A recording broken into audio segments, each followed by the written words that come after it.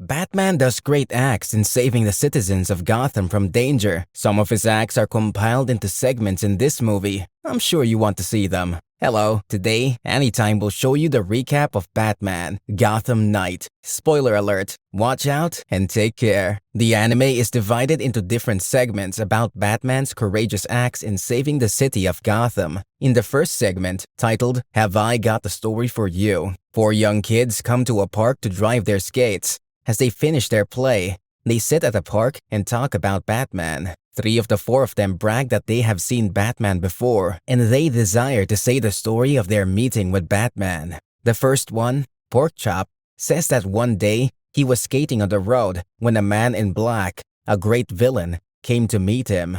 The man holds him by his neck, and he assumes it's the end. While he expects the man to kill him, he suddenly hears a loud hit. He sees his skateboard flying right above him, as the man in black is at the other side. He stands in awe as he thinks of what to do, and he watches the scene right in front of him. He watches as Batman fights the man, and according to him, Batman is a shadow. And as the man tries to hit Batman, Batman turns into a shadow and flies to the other side. He says at that point, the villain can no longer attack Batman, so he uses a spark to escape the scene. After he finishes his story, another friend, Mish, says he's capping, and the person he has seen is undoubtedly not Batman, as Batman isn't a shadow. She says she has also seen him. She explains her experience and says one day she was skating on the road when a police officer attempts to arrest her. While she's in the police officer's custody, a villain flies down. The villain shoots at the officers, and he uses a young girl as a guard.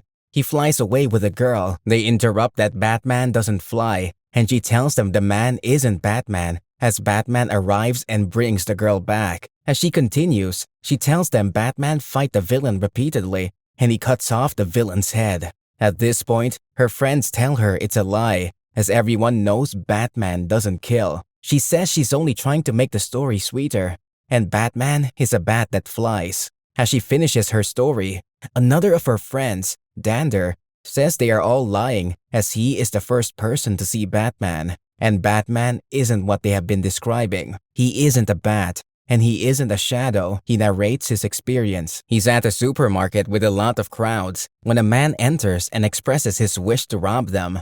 The man is with a gun. Suddenly, Batman comes down through a helicopter. The thief threatens to shoot him, and the thief does. It turns out, Batman has an iron shield. The thief attempts to shoot everyone, and while everyone runs, he stays there and tells the thief that he isn't scared. Batman uses his skills to take the thief's gun away and destroys him. The last of them, B-Devil, is jealous of his other friends as he has never had an experience with Batman. As he expresses this concern, Batman throws the man in black into the room they are in. They all watch as Batman fights the man in black. For the next segment, titled Crossfire, it starts at a police station. James Gordon has organized separate professionals in the police with the responsibility of helping Batman. He calls 2 of his members, Alan and Ramirez. As they enter, he shows them the man in black and calls his name Jacob Feely. He asks them to escort Feely back to Arkham Prison, where Feely has escaped from.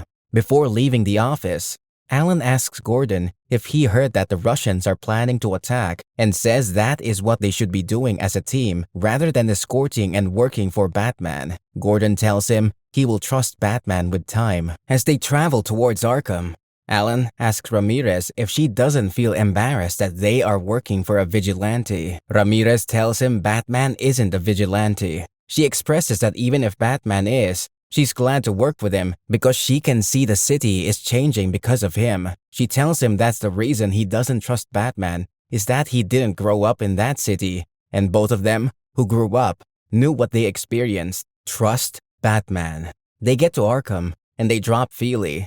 On their way back, Alan tells Ramirez that he wants to resign from the Major Crime Unit, the unit organized by Gordon. When Ramirez expresses her displeasure, he tells her they have only been partners for 6 weeks. However, she tells him that being on that team is a privilege, as Gordon chooses each member diligently. However, he says if the Major Crime Unit is the Major Crime Unit as it's named, then he will be interested. Instead, the unit is just aiding Batman. She hurriedly parks the car in an open space to explain better. She tries to convince him that Batman means no harm. Unfortunately, they see the Russian mob and Maroni's team parked beside them. The two villain teams fight each other, and these two cops get interwoven in a fight that isn't theirs. Alan attempts to call for backup, but it's a futile attempt. They lay quietly in the car, but unfortunately, the Russian mob launches a rocket into space, and it catches fire. The two villains run away in time, leaving behind their team. Batman rescues Alan, then goes to fight the men and kills them. One of them uses Ramirez as a shield and threatens to kill her. Batman quickly incapacitates him. He finds out the cops are under the major crime unit handpicked by Gordon and comments that Gordon is a great judge of characters. Then he flies away. For the third segment of the movie, titled Field Test, it turns out that following an accident involving a new Wayne-Com satellite's gyroscopic electromagnetic guidance system, Lucius Fox gets an idea to create a device with the satellite's gyro with an advanced sound sensor that will electromagnetically deflect small arms fire. He shows this device to Bruce Wayne, and all the bullets he throws at it bounces back. Later, Bruce Wayne takes the device and attends a charity golf tournament being held by land developer Ronald Marshall, with whom he discusses the mysterious death of a community activist named Teresa Williams, who had opposed some of the Marshall's plans. During the tournament, Wayne secretly takes Marshall's PDA device. That night, Bruce Wayne, as Batman, hijacks a boat owned by Sal Maroni and drives it alongside a boat owned by the Russian mob's leader, the Russian, and proceeds to attack both gangs at once with assistance from his new device. He attempts to force a truce between the two gang leaders until he can get evidence against them, and that Sal Maroni and the Russians can then argue about who gets the top bunk at Blackgate Penitentiary. The discussion is disrupted when one of Maroni's men fires at him. The bullet deflects and instead hits one of the Russian's men. Distressed, Batman takes the injured man to the hospital. Later, he returns the device to Fox, stating, "It works too well. I'm willing to put my life on the line to do what I have to, but it has to be mine, no one else's," complimenting that the device is suitable. The fourth segment, titled In Darkness Dwell, starts on a dark night in Gotham. Ramirez and Alan bring a report to Gordon that the members of Cardinal O'Fallon's church suddenly turned into monsters during the service, and a monster that seems like a snake comes to attack them.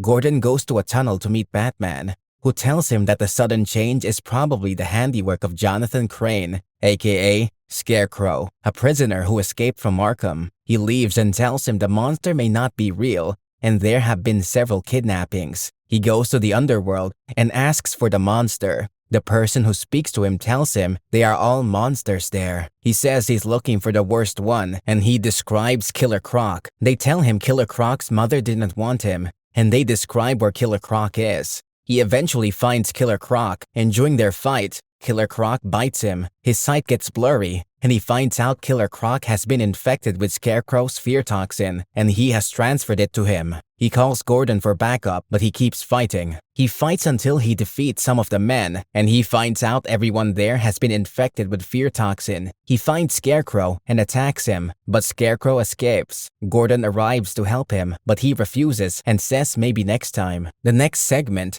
titled Working Through Pain, begins where the last one stops. His sight is still blurry, and he's still hallucinating. One of the infected men shoots at him, and he stands there injured. He starts his hallucinations, and he remembers when he was a hospital volunteer. Then he wanted to learn how to deal with pain from the fakir. They refuse to teach him because he says he isn't honest. So another man takes him to a lady, Cassandra, who has some skills. Cassandra tries to teach him how to use some skills and how to walk through her pain. He walks on hot coal to practice and sleeps on a bed filled with needles. One night, the fakirs come to harass Cassandra. They remind her she's a betrayer, and during the argument, Batman comes out and hits them. After the fight, Cassandra tells him to go. She tells him that the fakirs will leave eventually, and the fight isn't needed. She says she can't help him deal with his pains, and he can't help himself too. At the pit, he parks some ammunition before Gordon comes to help him out. For the last segment, titled Deadshot. Deadshot, a full-blooded hired assassin, is rumored to have been hired to kill Gordon. As Deadshot gets to the city, Batman takes the job as Gordon's security. He tells Gordon that Deadshot likes killing people in transit, and he wears the bulletproof armor for the mission. As Deadshot shoots at Gordon, he goes to fight Deadshot. His armor saves him from all the bullets fired from afar, So Deadshot climbs the train so he can shoot him at a closer range. He flies right above Deadshot and hits him. He kills Deadshot. After the first, Alfred helps him with his injury, and he talks about how the fight in the tunnel is closely related to the one he lost his parents. The movie ends with a scene where Batman is looking at the sky. Thanks for watching the recap. Kindly subscribe to my channel to get notified when we post the next recap. See you next time.